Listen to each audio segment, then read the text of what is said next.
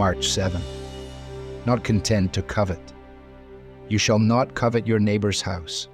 You shall not covet your neighbor's wife, or his male servant, or his female servant, or his ox, or his donkey, or anything that is your neighbor's. Exodus chapter 20, verse 17. The 10 Commandments do not go easy on us as they come to their close. Each of the 4 commands prior to the 10th deal primarily, though not exclusively, with our actions. This one takes a different approach, taking aim at our desires and our attitudes. When God forbids coveting, He confronts us with a seemingly universal problem, the desire to have for ourselves what God has chosen to give to another. The object of our envy may take any number of forms: prestige, positions, and possessions, to name just a few. The Apostle John knew how easily our hearts fall into coveting when he warned us, "Do not love the world or the things in the world. All that is in the world, the desires of the flesh, and the desires of the eyes, and pride of life, is not from the Father, but is from the world." In addition to understanding what and how easily we are tempted to covet, it's important to acknowledge the ruinous effects coveting has on us. It spoils relationships and lies behind many of our disagreements.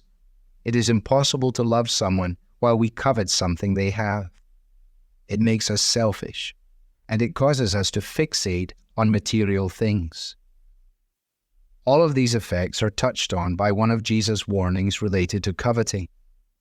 When a man approached him with concerns about his inheritance, Jesus bypassed the question to get to the heart of the problem. And the warning is precisely what our covetous hearts need to hear.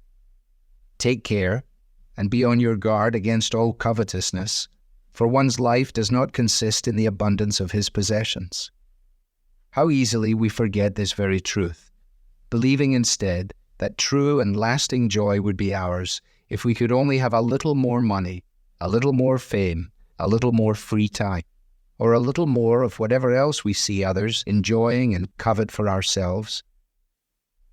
So how do we combat this dangerous sin? If coveting is a disordering of our desires, then we must actively cultivate right desires. Through Bible reading and prayer, through worship and fellowship, we can increase our appetite for godly things, all the while purposefully shrinking our appetite for worldly things. These kinds of habits will lead us into lives of contentment, so that we can say with the psalmist, "Whom have I in heaven but you?